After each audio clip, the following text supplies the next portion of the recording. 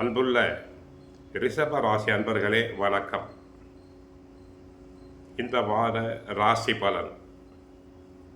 ரிஷப ராசியினருக்கு 3இல் குரு வக்கிரம், 4இல் கேது, 5இல் சந்திரன், 6இல் சுக்கிரன், 7ஆம் இடத்தில் சூரியன் செவ்வாய். அடுத்து தங்களுடைய லாபஸ்தானத்தில் சனி கிரம். ஆக கிரக நிலைகளை பார்க்கும்போது 7ஆம் இடத்தில் சூரியன் செவ்வாய் இருப்பதால் உங்களுடைய முன் கோபத்தை சற்று குறைத்து கொள்ள வேண்டும்.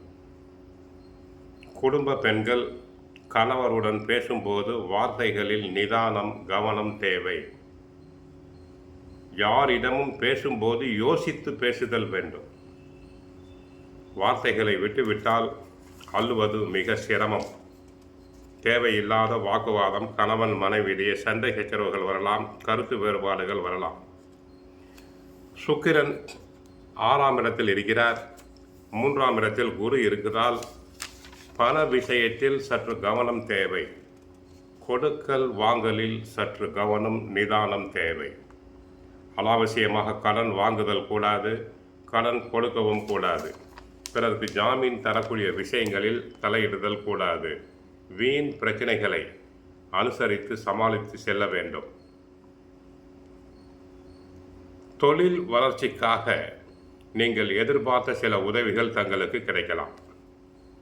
உடன் இருக்கக்கூடிய நண்பர்களை சற்று அனுசரித்து செல்ல வேண்டும்.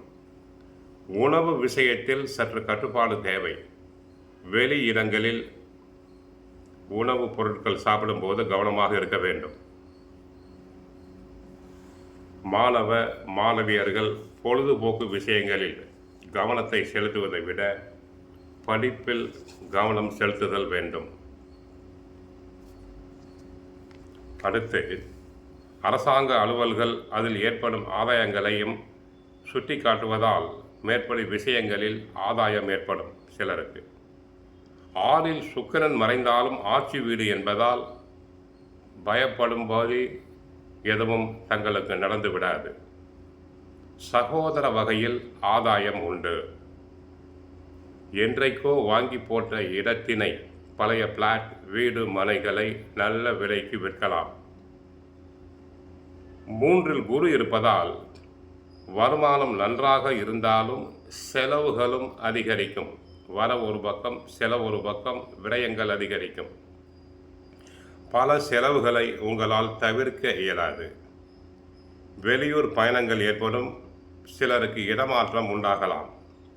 குடும்பத்தில் விட்டு கொடுத்து செல்ல வேண்டும். 7இல் செவ்வாய், அதாவது குடும்ப ஸ்தானாதிபதி செவ்வாய் 7ஆம் இடம் கலஸ்திரஸ்தானத்தில் இருப்பதால் ஒன்றுமில்லாத விஷயங்களுக்கு கூட அடிக்கடி கணவன் மனைவி இடையே வீண் வாக்குவாதம், சண்டை சச்சரவுகள் வரலாம். நிதானத்தோடு செயல்படுதல் வேண்டும். தங்களுக்கு தேவை பொறுமை, சகிப்புத்தன்மை, பேச்சில் கவனம். கோவிலுக்கு சென்றால் மகாலட்சுமி தாயாரை வழிபடுங்கள். நன்மைகள் பெருகும். வாழ்க வளமுடன், மங்களம் உண்டாகட்டும்.